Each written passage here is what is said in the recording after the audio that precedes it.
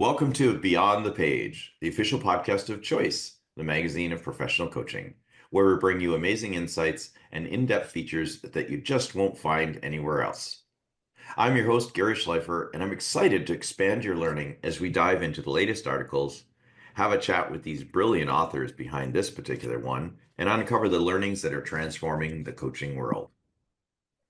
Join our vibrant community of coaching professionals as we explore groundbreaking ideas, share expert tips and techniques, and make a real difference in our clients' lives. Remember, this is your go-to resource for all things coaching, and let's dive in. In today's episode, I'm speaking with climate biodiversity coach Lydia Stevens and regenerative leadership coach Grattan Donnelly, who are the authors of an article in our latest issue, Climate Consciousness and Coaching, Making the Connection.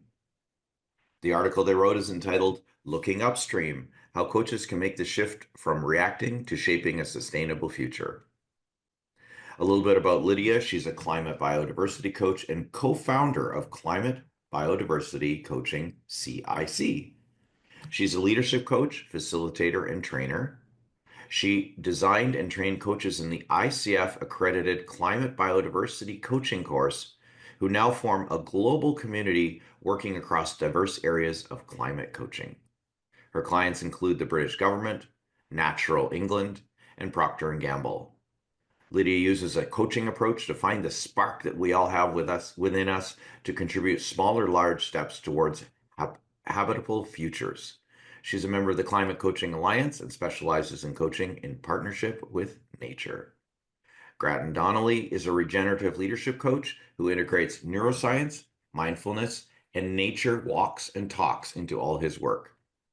The context for his work are climate, biodiversity, and environmental crises. Also a member of the Climate Coaching Alliance, he's a part of a growing global community of 4,000 plus coaches who are already engaged in this work. He also facilitates the mindfulness-based sustainable transformational course with their Inner Green Deal, a not-for-profit whose work around climate leadership with the EU and UNDP is based on inner transformation for outer transformation. Thank you both so much for joining me today and for writing this article. Thank you. No, I'm going to ask anyway, but I don't get it's a surprise that you decide to write for this issue. But why did you decide to write for this issue? You've got some great stuff in here. I'm glad you did. Shall I go first? I mean, it was an opportunity to make the work that we're doing reach more people and to be considered as a mainstream form of coaching. That's my answer. That's your answer, and you're sticking to it. Grattan, what did she say to entice you, or did you entice her to help write this article? Well, she twisted my arm and said, we need to write this article. But no, I think we're in a time where I think the, the evidence of the climate crisis is just present with us in so many different ways. Yeah. And, I think it's a subject that really belongs to coaching conversations in terms of the wider context. And so I think it's very timely, and I think congratulations to you and featuring so many different articles in the Current Choice magazine. I only was reading yesterday all the different articles you have, so it's fantastic to see that. So Yeah, yeah. and a lot of your colleagues from the Climate Coaching Alliance as well. So thank you both for doing that. I want to go right to the first thing that caught my eye. Again, I've read it how many times now, the issue, of course, being the publisher. Going upstream, and you tell a kind of disturbing but interesting story about looking upstream for the problem. Explain to our listeners, especially the ones that haven't read the article, what had you go with that perspective?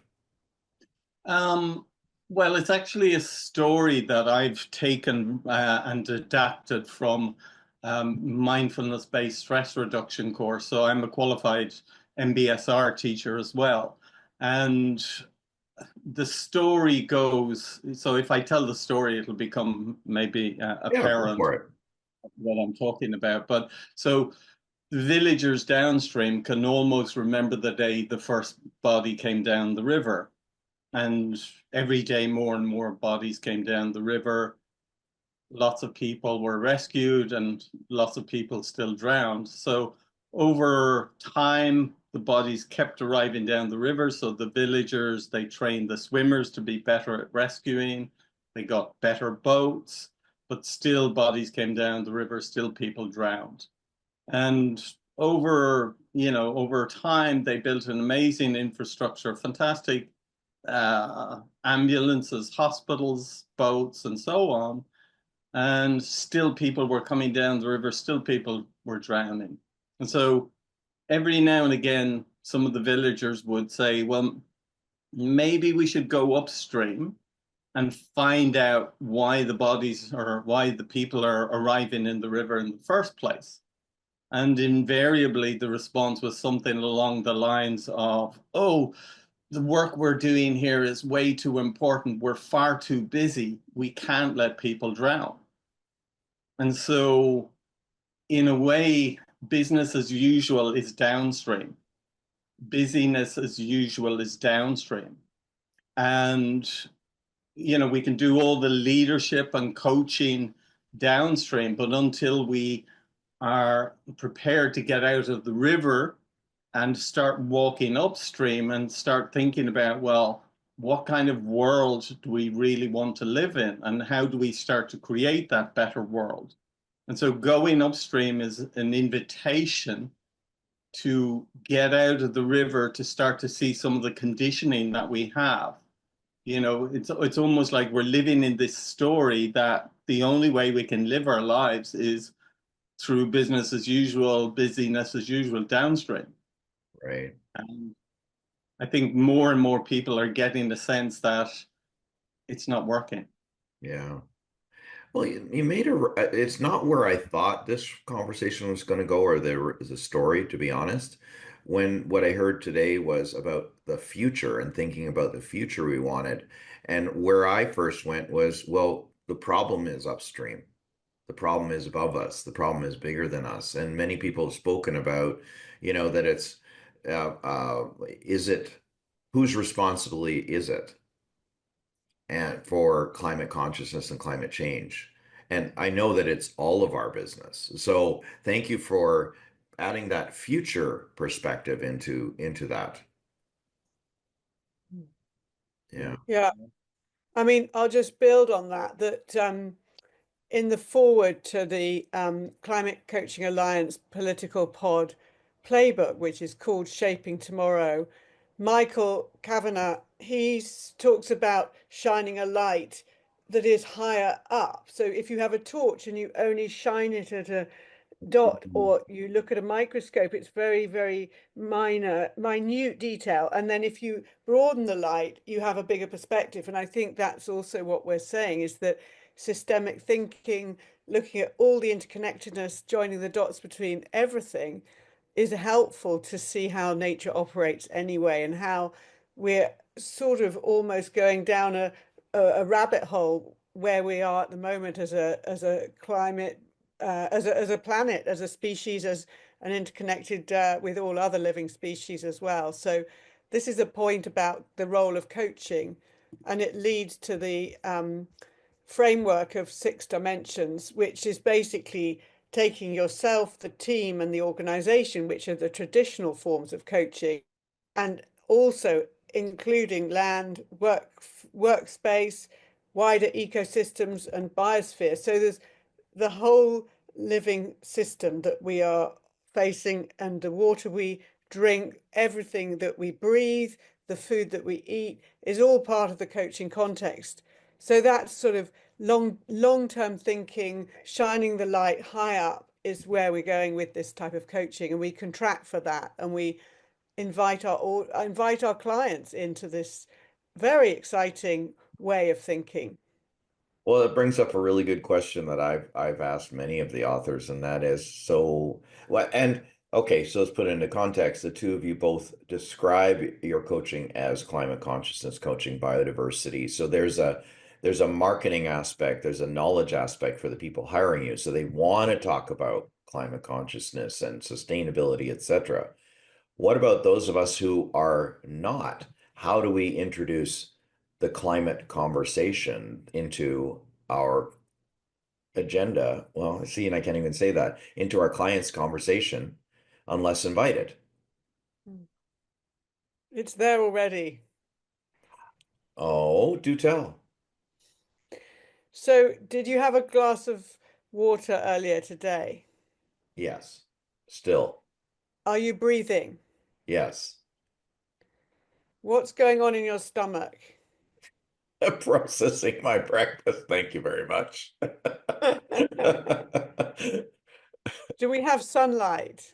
Sometimes. Is it Ireland cold has in it today, Canada? so that's good. So you see what I'm getting at Right. here. That Yeah. it's not outside where we are and who we are and how we operate on a day-to-day basis. Yeah. The the other angle is that where we are is critical for the future. So it's about presence now, but thinking through decision making, long-term decision making, short-term decision making. Who's making the decisions on behalf of whom? There's lots of questions around where we are and why we're here and how we're going to be resilient and regenerative for the future. What do you think, Grattan? Yeah, no, I think it's for me the to go to answer your question, Gary. I tell the upstream downstream story, as part of the introduction in my first coaching session, and all my coaching is walk and talks outdoors in nature. And so, in a way, when we're outdoors in nature, our nervous system calms down. And so, I have a golden retriever. And so, he is my co coach as well as nature being my co coach. Oh, And it really calms down the nervous system. And when we activate that soothing, calming system, when I slow down, I see twice as much. And that allows us, so the terrain where I walk, you go from overlooking the hills to the city to the sea to the mountains. And it's so fabulous because you're shifting perspectives. And this allows people to take different views of, what's happening for them. And in a way, we're intentionally cultivating conditions where mindset shifts can happen. right. And so I'm curious because when I read the forward from the publisher note, you spoke about how you never thought about integrating your two passions, coaching and climate change, together before. And I'm curious what led to that mindset shift for you.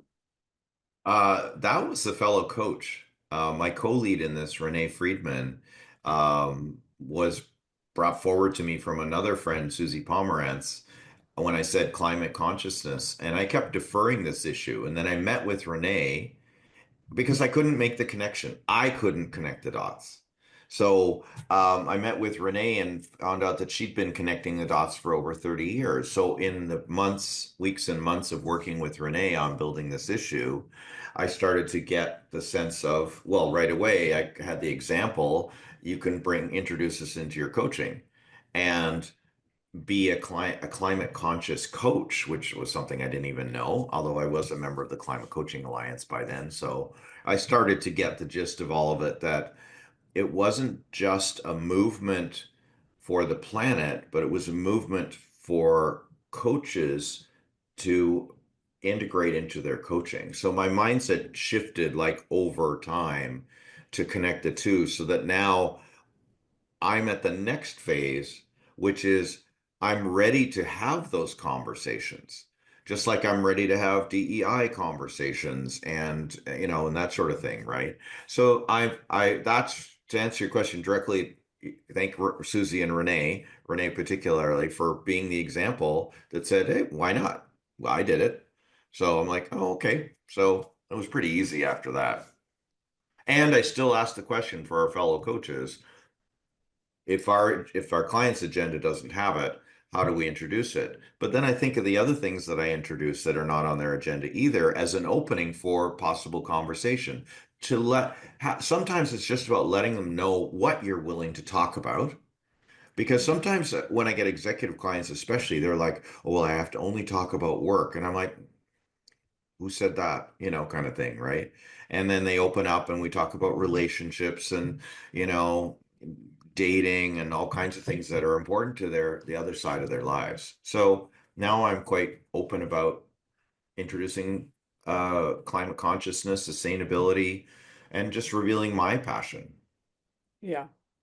I think that's right, Gary. And in terms of the ability to say anything, I always say everything can be said. Everything's on the table. There's no taboos, whatever you need, this is the space. So it's really, really open. And if we go to the climate biodiversity coaching capability flower, which forms the basis of our ICF accredited climate biodiversity coaching course that you mentioned in the introduction. Establish and maintain agreements is step one. So allow a conversation with your client at the start, even in the chemistry session or getting to know you session. What is this? Why are they wanting coaching? How's that going to work? What do they need? How do you play a part? What's the role of the coach? It's the usual conversation, but it just allows in that contracting, and the contracting continues throughout. And as Grattan says, he does a lot of his work outdoors. I do as well. And I think that just allows this interconnectedness with nature to be already part of the coaching, and it allows us to use the way of working of nature, natural principles. And I did a course on Think Like a Tree, which formed the basis of a lot of my thinking around how nature operates, and indigenous wisdom also plays a big part in how indigenous cultures haven't let go of our interrelationship with the earth. It's just a sort of slightly Western society that has, and I think some of this work is actually inner work to say, how would nature work? How do the trees grow? How do ferns unfurl? You know, and what are the ants doing, or the bees, when they're all working together? This kind of thing. Right.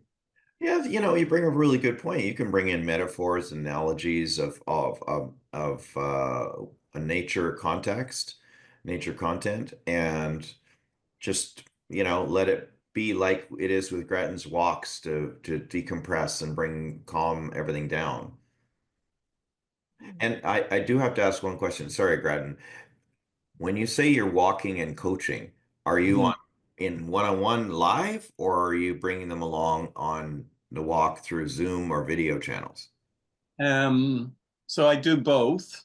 Okay. Uh, so this morning I was lucky to have two in-person walk and talks, and I find those very nourishing for me. And um, and then I also do I don't use video, but I use audio. Hmm. So if you walk out your door in Toronto, I Right. walk out my door in Dublin, and we walk and talk intentionally. And so it's coaching in a way that's also really paying attention to what's around us, Okay. and inviting in different, what are you noticing in nature? How do you feel physically, mentally, emotionally, spiritually, even when you're in nature? Just inviting people to notice the impact that that has on their being, and Right. their how that then feeds into their thinking. And just to say, Gary, I loved how you shared your story of how, okay, it took a while to figure out how to integrate this. It didn't make sense, and how to join the dots. And then through your colleagues and friends, and it probably shows the benefits of having a good coach. So everyone should get a good coach. But Exactly. so the mindset shift happens in its own way, and we don't necessarily need to understand exactly how it happens. But when we cultivate those conditions, that's that then, Marcel Proust said the real voyage of discovery consists not in seeking new lands, but in seeing with new eyes. That's what my coaching is about. And there's a key word in that last sentence, cultivate. I like that. It's Yeah. not about shifting the client's agenda. It's about cultivating other possibilities through just regular conversation. And interesting, go back to my story. One last thing that I was hearing when you said that was that I never thought to bring the two together. Mm. Right? So the first part of it was the awareness of, oh, I have these separate. Oh, I can bring them together. And so it wasn't even on my radar to bring the two together. I thought, what's coaching got to do with climate consciousness? Like, you know, well, guess what? You all have a lot to say about it. Yeah, and in a way, it's a bit like, your client coming to coaching and saying, "Oh, I can only talk about work," and then, well, actually, no, you can talk about whatever. Sustainability, environment, relationships, finance. It's interesting because the other thing that just resonated with me was that I have a video on a particular platform that I coach through, and so I'm like marketing myself, and I always ask, so why did you choose me as your coach? Because they get a choice of three, right? And like 9 times out of 10, they say it's because of my entrepreneurial background that I mentioned in the video.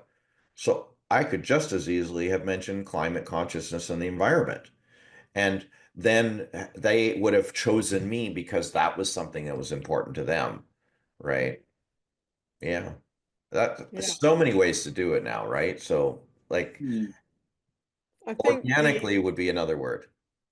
organically and sharing your values, as Grattan said, sharing who you are, and that could be in marketing or in a discovery call. Mhm. But who you are is how you coach is a saying from Edna Murdoch, and that's something that we definitely work on through the course on climate biodiversity coaching. Is who you are is how you coach. Embody a climate biodiversity coaching mindset means that you integrate this because we're not just in our heads, we believe and have values, and we have how manifestations in our body as well. So it's a totally integrated head, heart, gut, and earth. We talk about how to integrate your head, your heart, your gut, and the earth. Oh, wow. That's brilliant. I love that. I don't want to brush past what you said earlier as well about this handbook. What do you call it? A playbook for Yeah. tell us a bit more about who it's for and where people can find out more about it. So on the Climate Coaching Alliance website, which I think the link will be in the notes, there's a playbook called Shaping Tomorrow. And the full title I'm getting right now, And Shaping Tomorrow. for listeners, it's climatecoachingalliance.org. Yeah. Shaping Tomorrow, a playbook for coaching leaders in sustainable decision making and policy. Brilliant. And there's 6 steps. And it's really interesting because in the Climate Coaching Alliance, we've also got a book which is the Ecological and Climate Conscious Coaching book. And this book has been integrated into people's mindsets and awareness through book circles around the world. And this Shaping Tomorrow playbook, we're just about to start integrating this through book circles so that in different languages and cultures and contexts, people can play around, adapt, and learn and share what they think of this and how they've found it useful or not, so that we can really make it alive. And there's lots of information on the website that Gary referred you to. Great. That's great. And I also want to say that I think it's climatebiodiversitycoaching.com if you want to learn more about the training, correct? Being Yeah. a biodiversity coach. Excellent. My gosh, this has been so rich. Is there anything else that's come up for you since you wrote the article and submitted it? Because unfortunately, we limit your word length. any burning things you want our listeners to know? Well, there's just a lot to read. There's a book by Cristiana Figueres, who is the instigator of the Paris Agreement, and her Oh, co-author Tom Rivett-Carnac, The Future We future we Choose. choose. And they have a podcast called Outrage and Optimism. Wow. Throw in a little hope and we have something to go on, right? That's great. Grattan, anything to add? Um, I think for me, there's one. So I've done maybe 4 or 5 different climate coaches courses. So I did the course with Lydia and her colleague Jackie, and I've done my own courageous conversations, having conversations that matter. And at the at the root cause of the climate and biodiversity crisis is the story of separation that we have told ourselves. So it's the separation of human and nature, masculine and feminine, inner and outer, and left and right brain. And it comes from perfect. I have it too. I have also the CCA book. So, but this is a model which is in a way we've been told this story, or this story of separation has been told over centuries, and we've been conditioned to think in certain ways. And so, as we start to realize this story of the separation of human and nature, it's a false dichotomy. So we're interconnected. So everything is interconnected.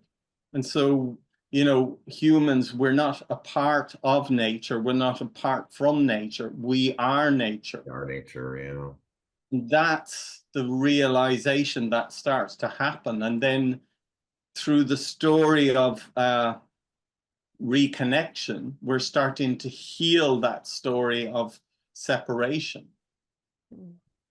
And so that's part of, I think, maybe useful to have that context, because how we relate then to ourselves, to others, and to the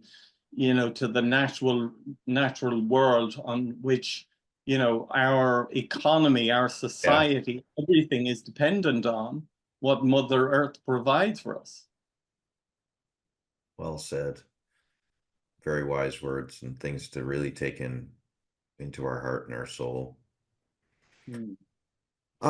Well, I can always talk forever, but we will have to draw this to a close. What would you like our listeners and readers to do as a result of the article and the conversation? Obviously, join the Climate Coaching Alliance. Sorry to take your thunder, but that was an obvious one. Climate coachingalliance.org, and that'll be provided along with this audio. Anything else top of mind? Well, I'm offering some conversations, some nature-based conversations for people that want to reach out. Happy to do a 30-minute discovery to experience this, and see where it goes. And how do they find out about those, Lydia? They can contact me at Lydia at climatebiodiversitycoaching.com. My email, Lydia at climatebiodiversitycoaching.com, or on LinkedIn, and Awesome. happy to connect. Awesome. Thank you. Very generous. I hope our listeners take advantage of that. Sounds like a great experience. Grattan, anything to add? Well, just to say, I will also match Lydia's offer. We're not competing, we're collaborating. Oh, And I know. Totally. and I do have an invitation for coaches. I do invite coaches to start thinking about bringing their coaching outdoors, because for me, when we're outdoors, this is a game changer. When we bring nature into coaching and coaching into nature, it's the key differentiator. And so many of my clients, when I tell them how I work, oh, so we're not on Zoom. Oh, so we're actually walking, we're moving. Oh, and we can meet maybe even. They go, oh wow, I love that. That's fantastic. Let's Yeah. do it. You know. So take your Yeah. coaching outdoors. I've And got one more. If you are part of a sustainability team or you're a CEO and you want to work on this sustainability regeneration, then team coaching, systems coaching, collaboration, and co-creation of a different way of thinking, being, and interacting outdoors or indoors with the plants and nature within the room. We've done this for Natural England, and I've also worked with Procter and Gamble on this. So it'd be lovely to hear from teams, from organizations, as well as individuals. awesome. Well, thank you. And Grattan, you didn't give us how to reach you. Yeah, so you can find me, reach me at Grattan at grattandonnelly.com is my email, and yeah, www.grattandonnelly.com is my website. So Awesome. also on LinkedIn as well, so should be easy enough to find. I So think so. There's not too many Grattans that I've heard of. It's like Gary with two R's, you know? no, not too many with two on it. Well, thank you both so much for seriously for writing for us and for being on this podcast. That thank you so much. This is a that's it for this episode of Beyond the Page. For more episodes, subscribe via your favorite podcast app. If you're watching this video and you're not a subscriber, you can sign up for free for a free digital issue by scanning the QR code in the top corner of my screen, not theirs. Or if you're not and you're listening, go to choice-online.com and click the Sign Up Now button. I'm Gary Schleifer. Enjoy the journey of mastery.